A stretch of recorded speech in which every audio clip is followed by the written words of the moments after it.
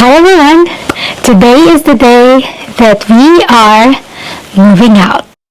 Hey, no, it's not like me to wanna say.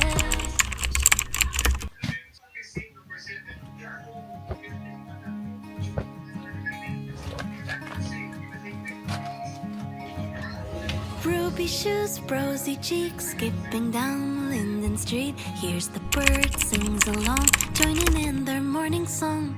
Big ideas, little hands, dreaming up mighty plans. Waves hello to the sun, a new adventure has begun. There's pirates and princes and crocodile caves, and skies full of ships that the starlight engrave. I lay in my bed and I think of that girl, all of the magic she held in her world. If she saw us now, I wish I'd make her proud.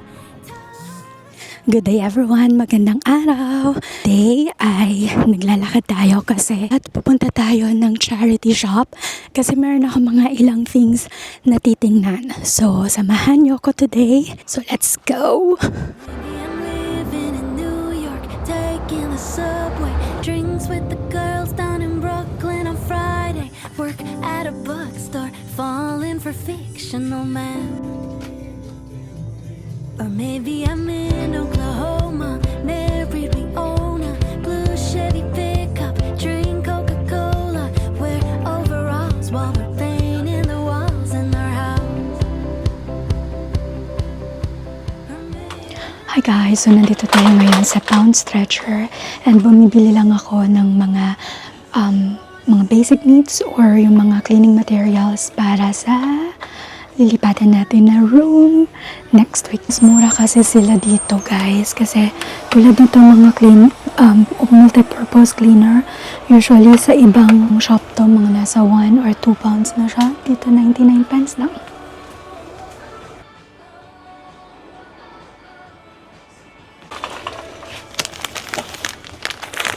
Kuha tayo ng hand wash. Nakakatawa ditong mamili guys kasi para siyang Mr. DIY sa Pilipinas and sobrang mura lang as compared sa mga groceries or ibang shops. As in, 99 pence, 1 pound, ganun lang yung mga presyo nila. So, sulit na sulit. Tayo ng toothpaste. Ito yung medyo mahal talaga dito sa UK. Yung mga toiletries nila like toothpaste and shampoos. Although meron namang mga mura din na mabibili. Pero ibang brand siya. So hindi siya yung kilalang brand. But okay pa rin naman siya. So pili tayong toothpaste. Need natin bumili ng sponge guys. Panlinis ng plato. Oh, meron din sila pala dito na ganito. Sobrang ganda nito guys, yung all-purpose na. Ang dami pero 1.99 lang. Sulit to guys. Parang gusto kong bumili. 99 pence lang pero madami na siya guys. Maganda kasi to, sobrang nice. Tapos pili tayo ng sponge. Hindi ko alam kung ano yung magandang sponge guys. Kung eto ba or may 149 to 99 lang to. So, dito na tayo sa 99.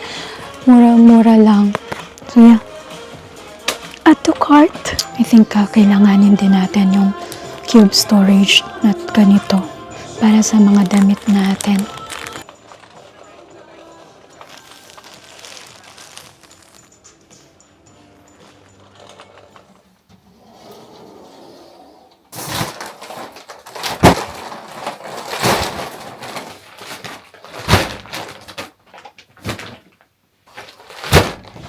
Hi everyone! We are on our way to the town kasi gusto kong matry yung Wednesday market ng New Milton. And since meron na rin naman tayong kailangan bilan sa town, so end off natin ng Wednesday, punta na tayo and check natin kung ano yung meron kapag Wednesday market dito sa New Milton. We're here na sa town, nandun yung market sa kabilang side, so tawid lang tayo ng daan.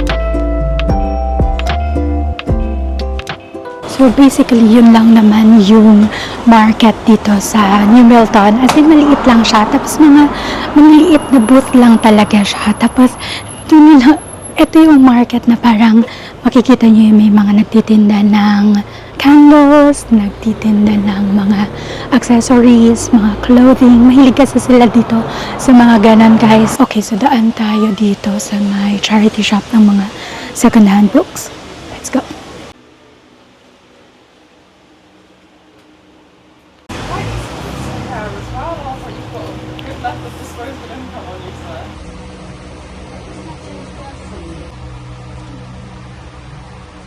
Nandito na tayo sa Pound Stretcher. Bili lang tayo ng ilang necessities like yung hanger kasi mag-ayos na tayo ng wardrobe natin later pagpunta natin doon sa bagong nilipatan natin na bahay. So, yeah. Kuha tayo ng hangers. Maganda din mamili dito kasi sobrang mura lang nila, guys.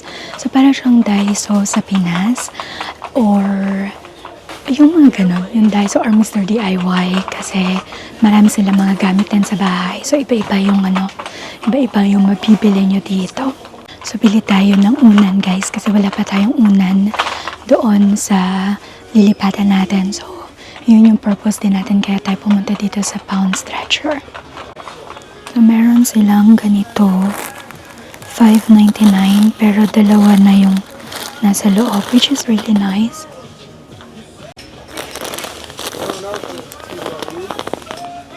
Kuha na tayo, guys, ng pillow.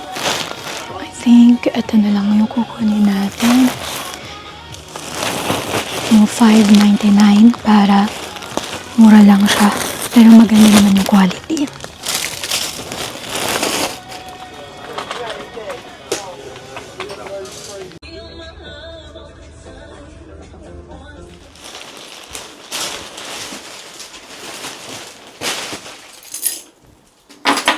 Hi everyone, so we're here na ngayon sa ating room. So I'm so happy kasi nadala ko na lahat ng gamit ko kahapon. So tinulungan ako ni Shaina and ni Eliza or ni Miko. Kaya yan, so mag-aayos na tayo.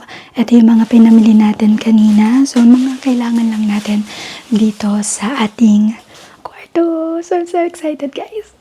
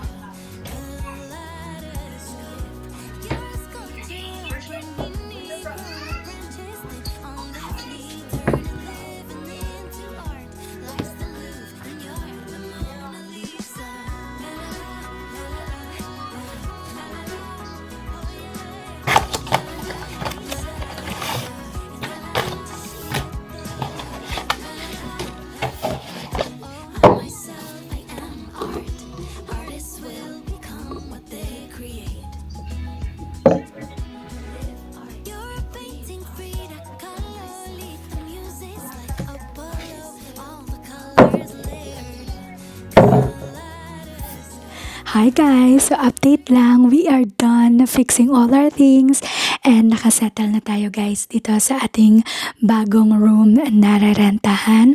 Everything is okay na, naayos ko na yung mga damit, naayos ko na yung mga shoes, yung mga books ko which nandito sa side na to, sa may window side, and the perfect spot for them dito sa room na to.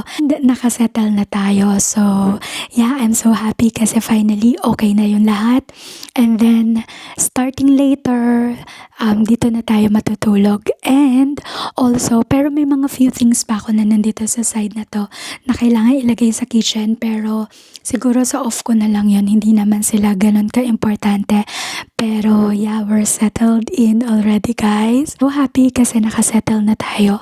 Pero at the same time, medyo sad din ako kasi hindi na ako kila ate uuwi.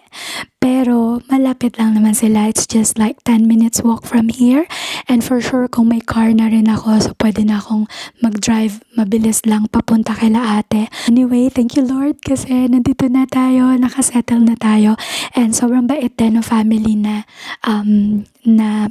kung saan ako mag-i-stay. So yes, I'm so blessed and I'm so happy na finally we are settled in. So, see you later guys!